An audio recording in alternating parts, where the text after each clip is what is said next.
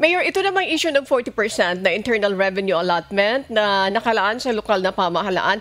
Tama ba yung naririnig natin na hindi nakukuha ng buo ng Baguio City Government? Magkakaroon daw po ba kaya ng dialogue sa Department of Finance po? Just to clarify, Ms. Annie, hindi lang Baguio City. It's the entire local government network.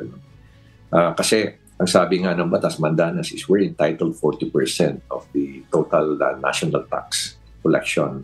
Yung national tax kasi ang pinagbabasihan yan, tax on goods and profits, net income, pati taxes on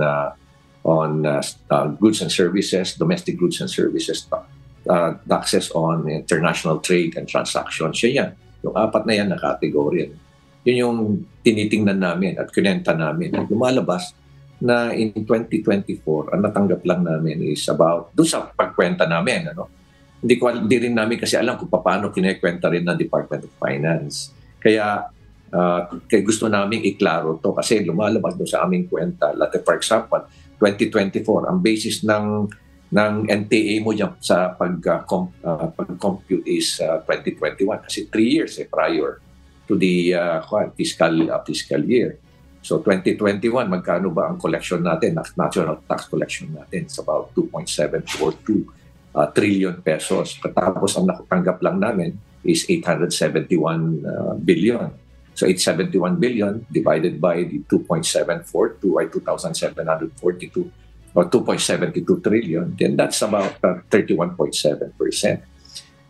Sa 2023, lumalabas na 32.7% din. So gusto namin iklaro talaga. Kaya we're exhausting all the administrative remedies para maayos na to. Hindi naman namin pwedeng basta-basta lang pupunta kami Supreme Court, papile kami.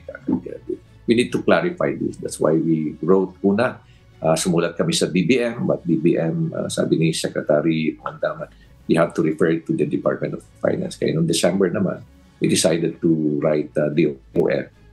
Kaya we're waiting for them to schedule the dialogue.